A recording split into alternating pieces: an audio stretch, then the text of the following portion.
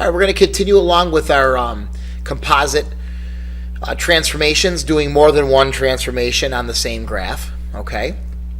This time we're going to do double reflections over intersecting lines and see what happens. And what I've done here is we start off this lesson just because it's kind of difficult to see if we had done it first, so I want to have a couple done for you just to see what happens. But see how we started with this, and I'm going to use my highlighter here. We started with this triangle right here in this example here, where it's reflection over n of reflection of m. We started with this triangle, and first thing we did was reflect over this line m right here, and this is the resulting triangle. Okay, so we reflected over that line. Now reflect over another line, intersecting line, so a different line, and that gets done next. So now you reflect, so I'm going to get rid of this highlighting. So now we are here, right? And now we're reflecting over this line, and you get this. You get this triangle here. Okay, so what happened when we went from the original triangle to this triangle? Just compare those two. Does it look like a reflection? Okay, does it look like a reflection?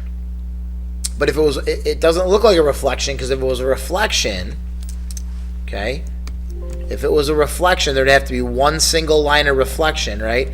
And if it flipped over, okay, this would be facing the other way. It would be facing this way.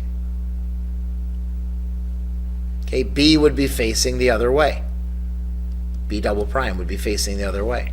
Okay, it's facing the opposite direction. See how the order is the order remained the same. In a reflection, the order is supposed to change, but in this time, the order stayed the same. Look at A, B, C, A, B, C, A, B, C. It's clockwise. A, B, C, A, B, C. It's clockwise. The order remained the same because you did two reflections. So you flipped it and then flipped it again. So flip, the order goes back to the way it was originally. And look what happens. It ends up being a rotation. It ends up being a rotation. So the orientation is the same. All points moved on an arc, and all points the same distance from the center of rotation. Okay, so A is the same distance to the center of rotation as A prime is, which is the same for any rotation. All right, B, the distance to B to the center of rotation is the same as B prime to the center of rotation. So, and the same thing here. So here we started with this triangle right here. It flipped over line M, went to there, and then it flipped over line M and went to there. All right, and what happens if you compare the original to the final, the image to the pre-image to the image? Okay, it's just a rotation. So a double reflection over intersecting lines is going to be a rotation. Now, you can always figure this out on a graph. So you don't really need to memorize that necessarily, but we're just going to do these on graphs though. So here's our first one. A reflection in the y-axis of a reflection in the x-axis of triangle ABC. You have to do the second one first. So you do the reflection in the x-axis first of triangle ABC. All right, so here's triangle ABC, and we're going to reflect over the x-axis. So we're going to flip over the x-axis. We've done this before. Point A is here. It's 1, 2, 3, 4 units above the x-axis, so let's go 4 units below. And then C is 1 unit above, so we're going to go 1 unit below. And B is 4 units above, so we're going to go 4 units below. So C prime, B prime, A prime. And there is triangle A prime, B prime, C prime. But now we got to do the reflection over the y-axis. Change colors. Take that A prime, B prime, C prime and reflect it over the y-axis. So how many units away? 1 unit away. This is 7 units away, so we're going to go 7 units the other way. This is 7 units away, 7 units away. Boom, boom, boom. Whoop. That didn't work out too good.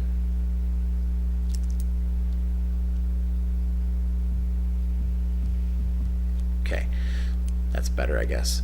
A double prime, B double prime, C double prime. Take a look at, so all right, did the double reflection of the intersecting lines result in a rotation? Yeah. So take a look at the original triangle compared to this one. And notice how it's here and it rotated around. It rotated around to the third quadrant. Okay, rotate. If you turn your paper, you'll notice how it is landed in that green, onto that green triangle there. Okay, so yes. Did it result in a rotation? Yes. What was the rotation angle value? Well, if you rotated your paper totally upside down, that original triangle lands on where that green triangle is, right? That's a 180-degree rotation. So it's a 180-degree rotation. What is the angle between the two intersecting lines of reflection? So what's the angle between the x and y axis? Here's the y-axis, here's the x-axis. Okay, or you could look at it like this, right? Here's the y-axis, here's the x-axis. What's the angle in between the axes? Well, aren't they straight up and down, straight left and right? What kind of angle is that? A right angle. So what is the angle? It is 90 degrees. Is there a relationship between the angle of rotation and our angle between the two intersecting lines? Yes. The angle of rotation,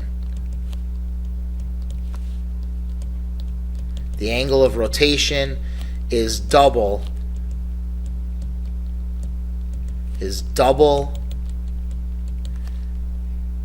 the angle between the lines. Now, this may or may not be something that you need to memorize. I don't think it's something you'll have to memorize, but just in case, it's good to know that when you do a double reflection over intersecting lines, it's the rotation that you get is going to be double the angle between those two lines. Okay? And we're going to do one more together, and then we'll move on, and then we'll be done with the video today. So here we go. So here is a reflection over the x-axis first.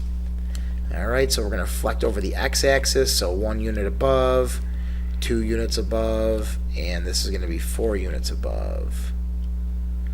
There we go. Nice and easy, right? Okay, so this is B prime, C prime, A prime.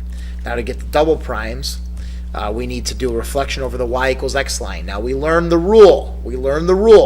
What's the reflection over y equals x rule? You just switch the x and the y. So A prime is 5, 2, so we're just going to do 2, 5. That's the A double prime. B prime is 7, 1, so we're going to go 1, 7. And there's B double prime. And this is 7, 4, so we're going to go 4, 7. And there's C double prime. Notice how it flipped over the y equals x line.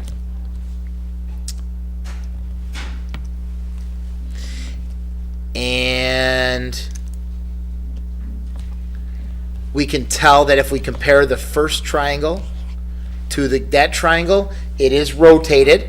Okay, it is rotated. Did the double reflection over the intersecting lines result in rotation? Yes, it did. What was the rotation angle value? Well, you could see that it went from A to A prime, B to B prime, and it rotated 90 degrees. And what is the angle between the two intersecting lines? It is 45, the x-axis and the y equals x line.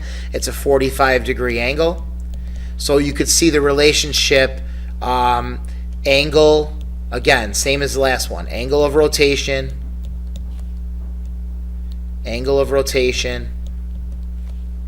is double the angle between